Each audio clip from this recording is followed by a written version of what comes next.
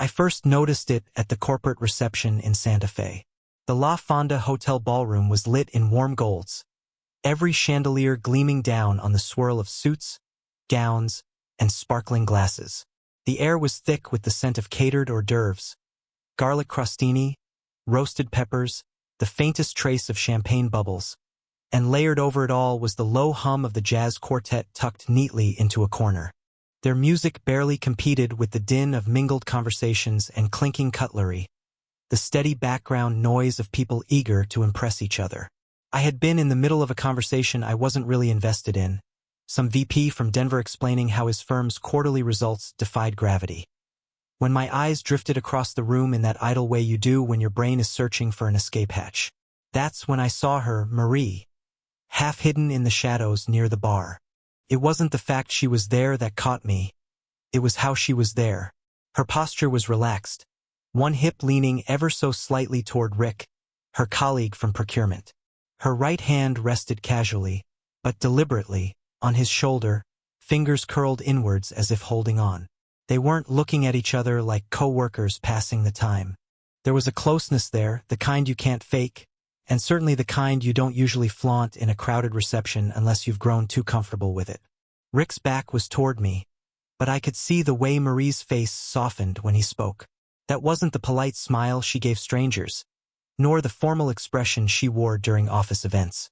It was smaller, more private, like a note passed under the table during a meeting. Then he reached into his jacket pocket and, in a movement so smooth it could have been rehearsed, slid something into her hand. It caught the light for a second, a rectangle of white plastic, a hotel keycard. Marie didn't even glance around to see if anyone was watching. She just slipped it into her clutch like it belonged there. No hesitation, no blush, no whispered explanation. My stomach dropped. Before I could take a step toward them, her phone lit up on the counter beside her cocktail. I wasn't close enough to hear anything, but the preview on her screen was clear even from my angle. A string of heart emojis, followed by the words "Final Dance," and his name signed at the end, Rick. The message felt almost theatrical, like something you'd send at the end of a secret night. A code between two people who already understood exactly what it meant. I stood there, my conversation with the VP fading into static. It was as if the noise of the ballroom dimmed and all I could hear was the rhythmic clink of ice in glasses at the bar. I thought about walking over, about asking her outright in front of him. But before the idea could fully form, she had already picked up her phone, her clutch snapping shut with a neat click, and turned toward me. When Marie walked, she walked like she owned the space. That evening was no exception. She crossed the room with the faintest trace of her perfume. Something expensive, something new, trailing behind her. By the time she reached me, she wore the kind of expression that could turn suspicion into self-doubt in a heartbeat. "You look tired," she said lightly, brushing a bit of imaginary lint off my jacket. "God, it's loud in here, isn't it?" Rick was just asking if we should grab some files later. "Don't worry, all work stuff." She smiled like it was nothing, a throwaway comment, her eyes darting briefly toward the stage where the band's saxophonist hit a warm, honeyed note. "I swear," she added, "these events are just too much. The noise, the fake laughs. You look like you'd rather be anywhere else." It was seamless. She didn't fumble or hesitate. There wasn't even the faintest tremor in her voice. She just folded the whole scene, Rick, the keycard, the phone message, into a harmless anecdote about work and noise. And before I could decide whether to call her on it, she had shifted the spotlight back onto me, her hand resting briefly on my arm, her eyes locking in on mine like I was the only person in the room who mattered. She laughed, low and easy, before tilting her head toward the buffet. "Come on, let's get you something to eat before you pass out from boredom. I'll grab us a couple of drinks." And just like that, the moment passed. The key card was in her clutch, the message buried in her phone, and my first real suspicion, my first clear glimpse into something I couldn't yet name, was wrapped up in her quick deflection and a sip of champagne. I smiled because that's what you do when you've been outmaneuvered in public. But inside, something cold and sharp had settled in, a weight I couldn't quite put down. I didn't know it yet, But that was the beginning. On the drive back from the Santa Fe reception, the highway unspooled in a straight gray ribbon through the desert night. I replayed the evening in my mind like I was scrubbing through surveillance footage. Freeze frame, Marie's hand on Rick's shoulder. Freeze frame, the pale rectangle of a hotel keycard slipping into her clutch. Freeze frame, the phone notification, hearts floating across her lock screen above the words "Final Dance." She drove, humming along to the radio, one hand loose on the wheel, stealing quick glances at me the way you check a mirror. Just enough to confirm the reflection still looked normal. It wasn't just tonight. If I was being honest, this thread had been weaving itself for months. I just never had the nerve to pull it. It began with something as small as her turning off location services.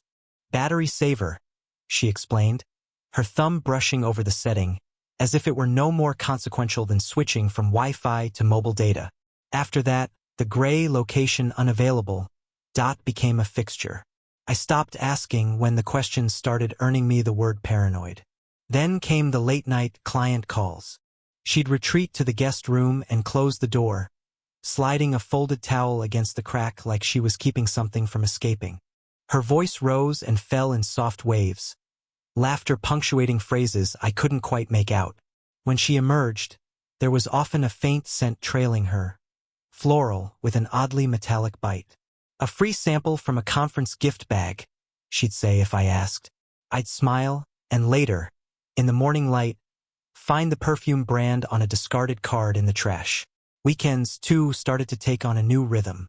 She booked taxis for project meetings in the same neighborhood, an up-and-coming arts district that had been old warehouses not long ago. "Parking's impossible," she'd say, declining every offer I made to drive her.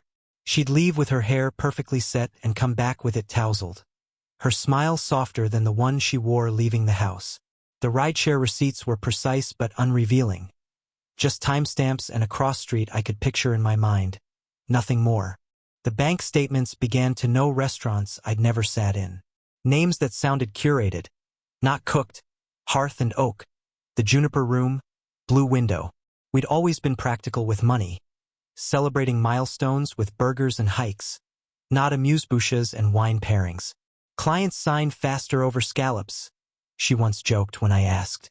I pretended to laugh, but I remembered the joke. Her wardrobe shifted almost imperceptibly at first. The blazers stayed in the closet, but dresses multiplied. Silk, satin, colors meant for dim lighting. She wore heels again, moving silently in them after years of flats. New earrings appeared, new lipsticks and shades she'd never worn for me. She wasn't hiding anything. She was editing, cropping me out. Still, life went on in its strange equilibrium. Mortgage paid, arguments over towels, silly memes sent to me during lunch. I stacked those moments like sandbags against a rising tide. One night, I stood outside the guest room door, listening. Her laugh, soft and restrained, cut off suddenly. Pause stretched. I knocked. There was the faint rustle of movement, a hurried throat clear, and then her voice, "Just a sec." The door opened to reveal her wearing a smile I recognized from meetings with clients. Open, friendly, impossible to read. "Still up?" she asked, as though I'd interrupted her. I began noticing her routes. Her taxis always stopped in the same grid of streets east of the plaza. Gated townhomes, hidden courtyards. Once, I happened to pass through the area and saw her leaving a cafe I didn't recognize. Head down, phone in hand. Its windows were frosted, the sign unmarked but for a small copper emblem. I didn't stop. I told myself I was being restrained. Evenings at home had their own choreography.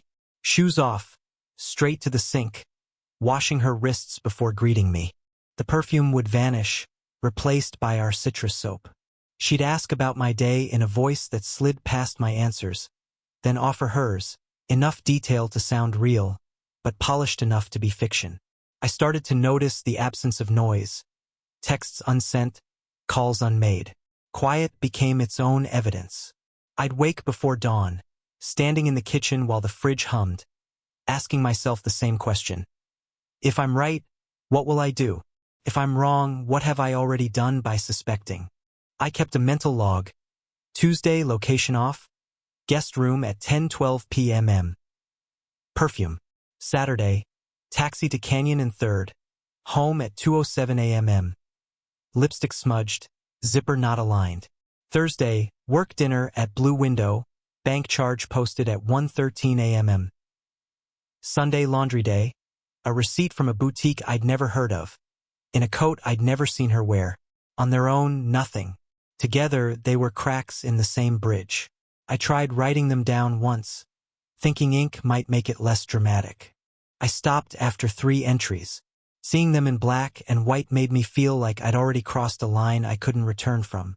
I told myself I trusted her, that marriages had seasons, that she was ambitious, and ambition kept strange hours.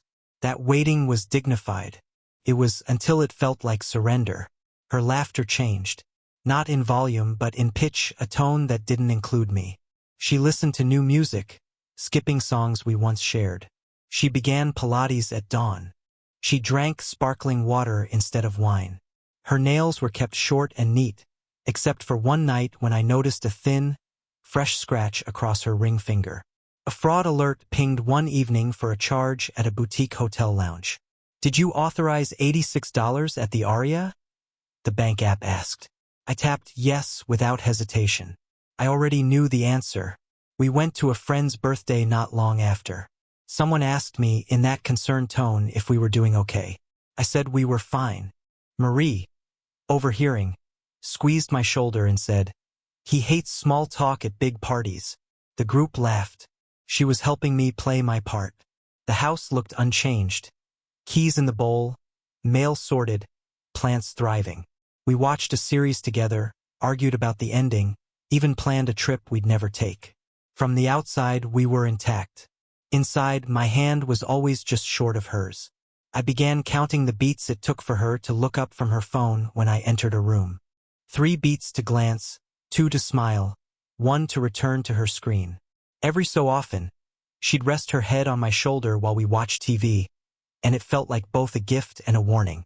One morning, she hung a new dress, midnight blue, silk, where sunlight caught it. "For a gala," she said. "The right night." I imagined the right night in detail. A room of strangers, a familiar silhouette, a hotel key card. The Sunday I found the napkin sealed something in me. Folded in the pocket of her trench coat, it bore the logo of a restaurant we'd never visited together. Inside, in unfamiliar handwriting, "Same time next." No date, no name, just the assumption. I put it back, said nothing. That night, over dinner, she asked me to taste the sauce. I said it was perfect. By then, suspicion wasn't an incident, it was the air I breathed. I knew there'd be a next scene. I was just waiting for the curtain to rise. 3 days later, I returned from a business trip earlier than planned. My original flight had been canceled, forcing me onto an earlier one that landed mid-afternoon. I didn't tell Marie, partly because I wanted to surprise her, partly because I wanted to see what the house looked like when she didn't expect me. The driveway was empty. At first, I thought maybe she was out running errands. But when I hit the remote for the garage door, the sensor's beam cut across a shape that didn't belong there. A dark sedan, sleek and unfamiliar, parked in the far corner like it had been tucked there deliberately.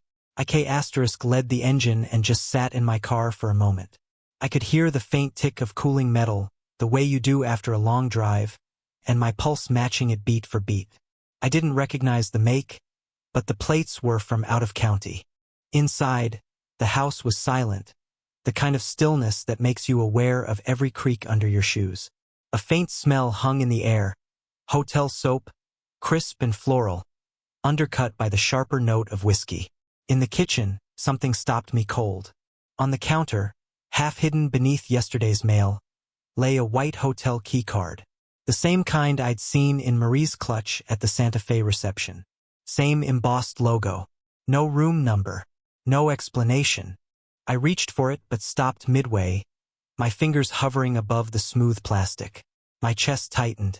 Touching it felt like stepping over a threshold I couldn't return from.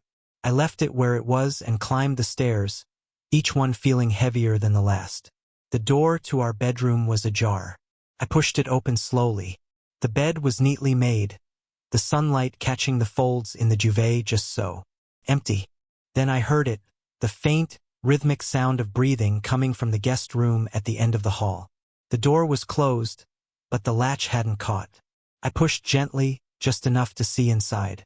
The curtains were drawn, the room dim except for a sliver of light cutting across the bed. Under that blanket, two shapes, still tangled together in a way that made my stomach churn. Marie's hair spilled over the pillow. Her face was turned toward the man beside her. Rick. His profile was unmistakable, even in half shadow. I didn't move. I just stood there, my hands still on the door, the smell of cologne and skin mingling in the air. A small part of me waited for them to stir, to wake and see me standing there. But neither did. On the nightstand sat my laptop, open and glowing faintly. It wasn't hers to use, and that alone made me step closer. The screen displayed an email thread, Marie's account, not mine. My eyes scanned the subject lines. Attachments, dates, government contract numbers. One email, sent from her to her work account, contained files I recognized instantly. Proprietary schematics I'd spent years developing, details of military-grade licenses my company had fought to secure, technical data stamped with security classifications. Each message was a chain. My documents stripped from our shared drive, forwarded without my permission, marked internal review in her subject lines. The last one was sent less than 48 hours ago. It wasn't just personal infidelity. It was theft. I stared at the screen until my vision blurred, the heat rising in my neck. This wasn't an affair with emotional fallout. It was something with legal teeth, the kind that could rip through both our lives. I backed out of the room without making a sound. Downstairs, the key card still sat on the counter like a taunt. I took a photo of it with my phone, the hotel logo sharp in the frame, then slipped it into my pocket. I didn't slam the door on my way out. I didn't even close it harder than usual. The quiet was deliberate. If they woke, they'd have no idea I'd been there. The afternoon sun was glaring as I stepped outside, but my head felt cold. The sedan in the garage would still be there when he left. I didn't need to watch it go. In the driver's seat of my car, I stared at my hands on the wheel. The rage I expected didn't come in the way I thought it would.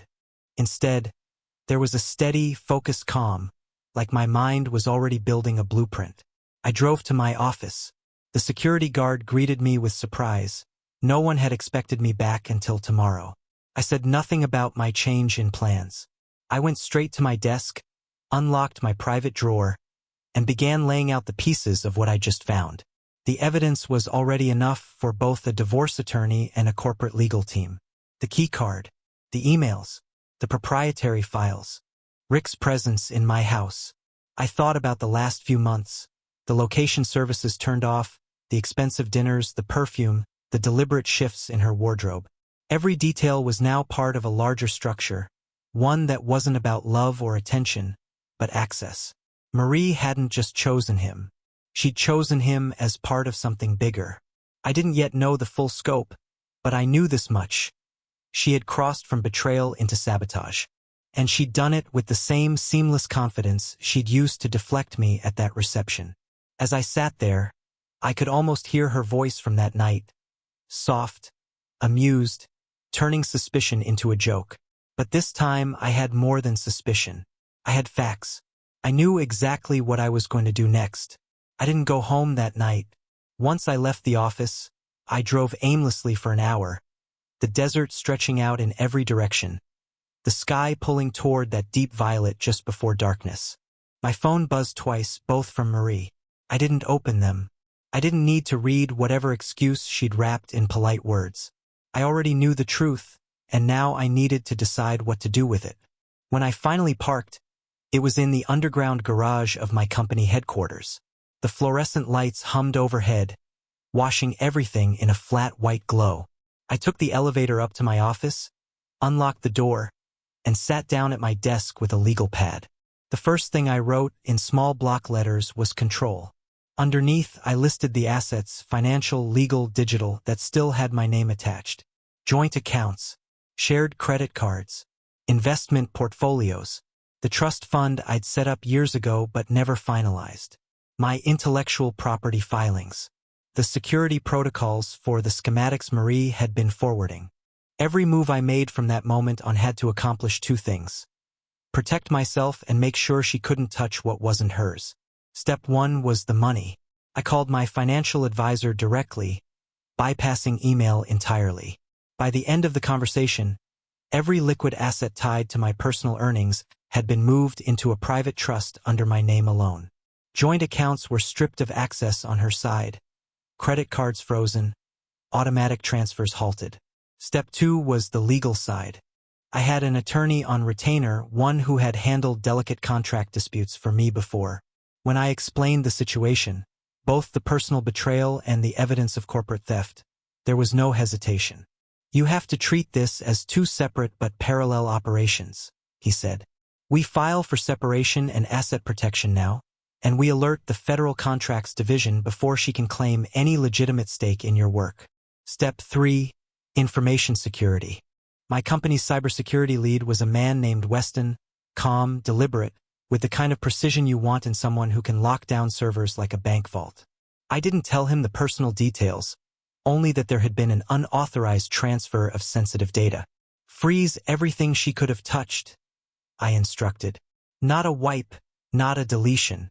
Lock and preserve it. If this goes to court, we'll need the audit trail intact." It wasn't about destroying her company's data, tempting as that might have been in the moment.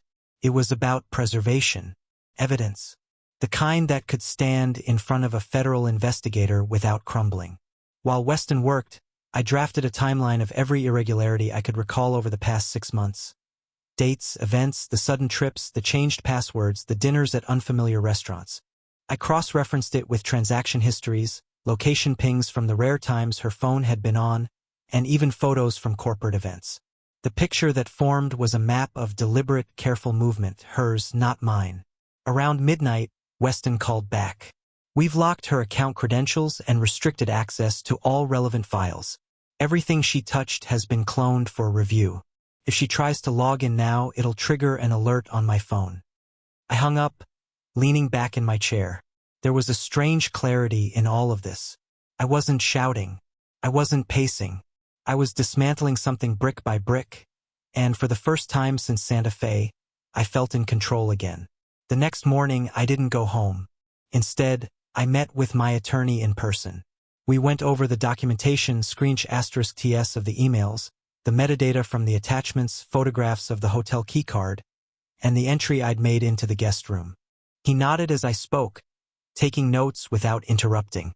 "When this goes public," he said finally, "you'll need to be prepared for her to claim that you're acting out of jealousy or spite, that this is just a domestic dispute." I shook my head. "Then we lead with the intellectual property theft. The rest will follow." By noon, the first batch of legal filings had gone out: asset protection orders, notification to the Federal Contracts Division, and a formal cease and desist letter to Marie's company regarding the use of my proprietary data. By 2 o'clock, Weston's audit logs had been packaged for legal review. Every so often, my phone would buzz. Calls from her. Voicemails I didn't listen to. One text said, "Where are you?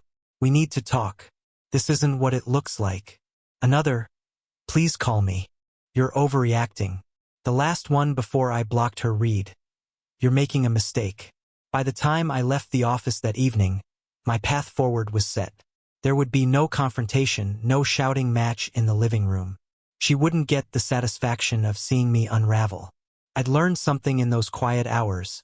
You don't dismantle something like this in a rush. You take it apart methodically, removing each piece until the structure can't stand on its own. And then, when it collapses, there's no doubt about who engineered it. As I drove away, the sun dipped low over the horizon, casting the city in gold. My phone was silent now, every channel from her side cut off. I knew she'd feel that silence, and that was exactly the point.